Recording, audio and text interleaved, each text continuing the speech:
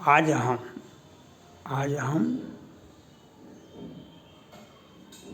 शंकर जी ने सती से कहे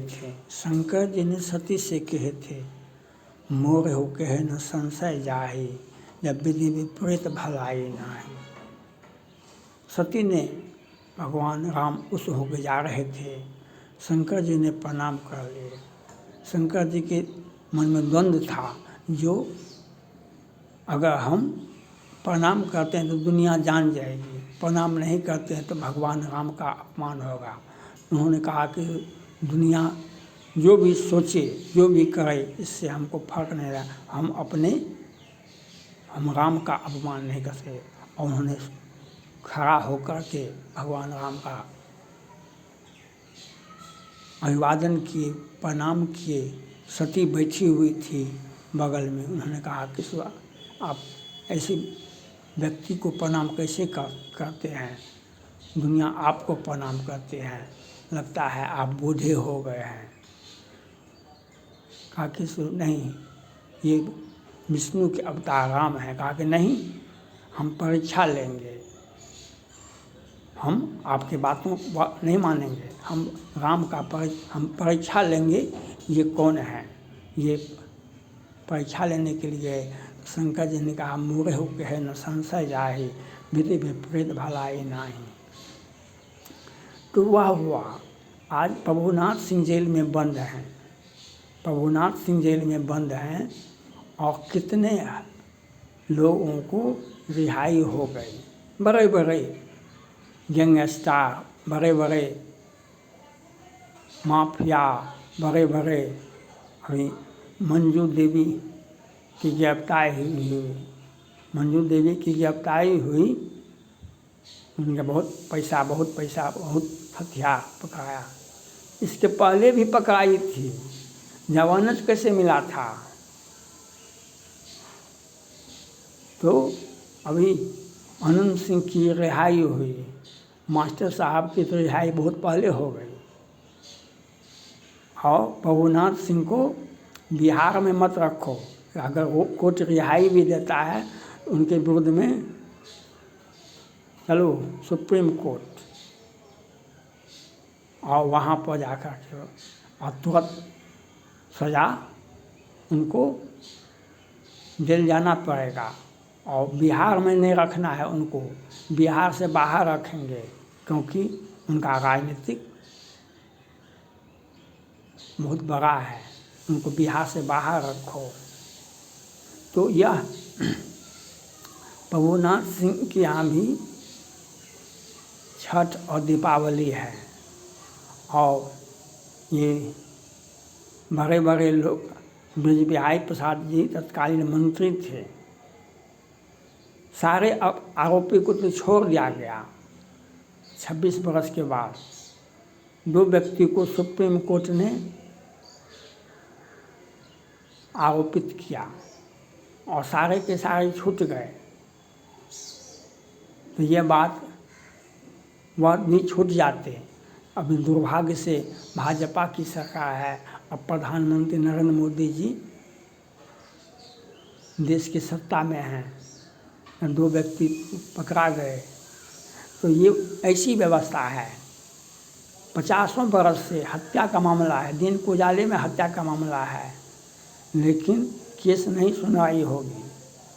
लोअर कोर्ट सुनवाई करेगा तो उसे भी हम सेवा से बर्खास्त कर देंगे, हाई कोर्ट सुनवाई करेगा तो हम उसका भी ट्रांसफ़र कर देंगे।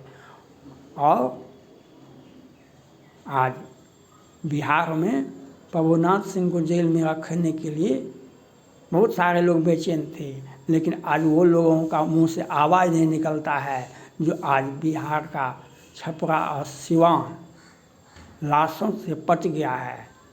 और तेजस्वी यादव जी ये बोले हैं, तब उनको आज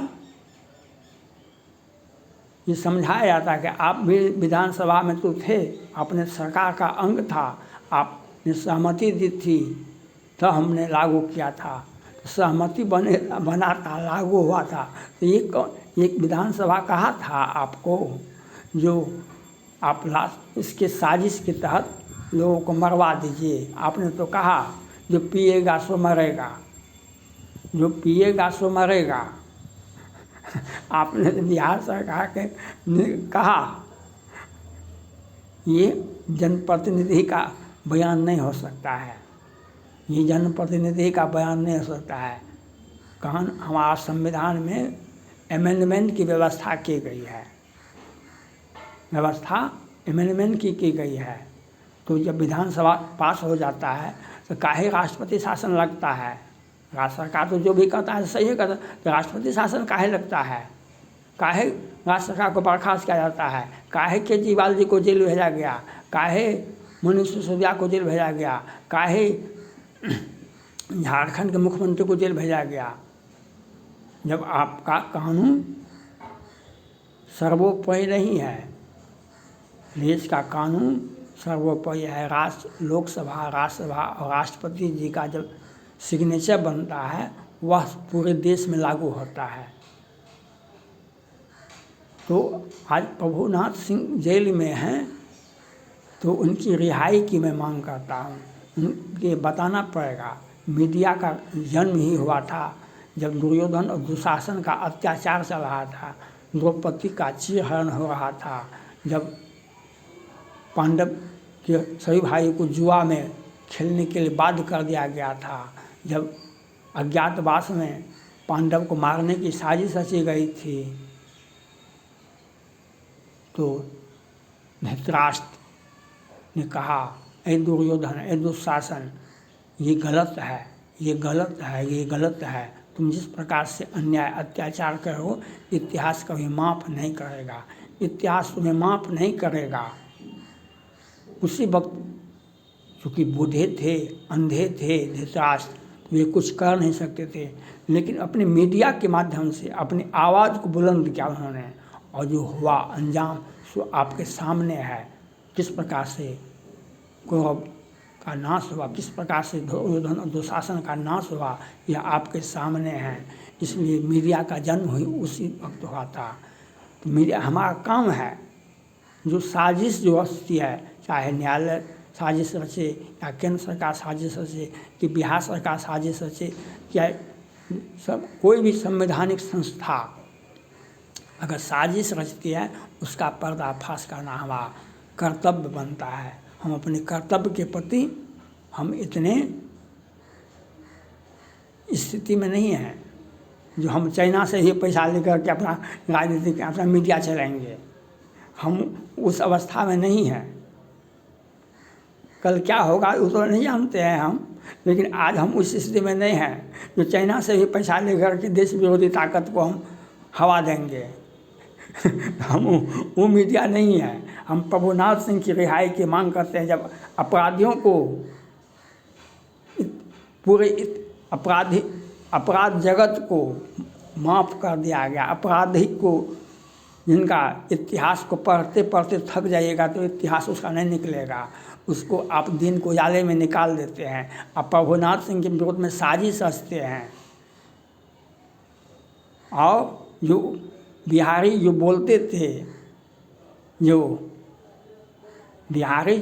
थे, जब गुप्तेश्वर पांडे डीजीपी थे, वो रिटायर किए, तो उनको पूछा गया सो आनंद मोहन के केस में, तो कहा कि सो वह तो सज़ा बहुत दिनों तक काट लिया, सज़ा तो काट लिया, लेकिन वो लोग तो बाकी है जो 4 दिन रहा जेल में, जमानत हुआ और वह उसका सज़ा बाकी है। ऐसे तो बात निकला, तो सज़ा तो बाकी है, लेकिन रिहाई, क्योंकि आपका सौजन्य है, न्यायालय का भी सौजन्य है, बिहार सरकार का भी सौजन्य है, और प्रभुनाथ सिंह को जेल में रखना ये भी एक साजिश है। इस बात को आप समझिए। उनके यहाँ भी भगवान राम आएंगे, उनके यहाँ भी भगवान राम आएंगे, और भगवान राम दीपावली में आते हैं।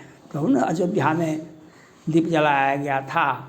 तो यह बात आपको भी समझना चाहिए। आप साजिश मत रचिए जो किसी घर को अंधेरा में रहे, ऐसा साजिश मत रखिए जो, क्योंकि राम जब यहाँ पर है वहाँ पर दीपोत्सव होता है, वहाँ पर अंधकार नहीं रहता है। प्रभुनाथ सिंह की भी रिहाई होगी, लेकिन आपका कर्तव्य बनता है, आप प्रभुनाथ सिंह को का रिहाई सुनिश्चित करेंगे। और जब आपने हजारों हजार को, जो हजार करीब 50 गो 100 गो केस था, ऐसे व्यक्ति को भी आप दिन उजाले में निकाल दिए, तो प्रभुनाथ सिंह भर इससे बड़ा केस तो नहीं हो सकता है। यह भी आपको देखना पड़ेगा। थैंक्स।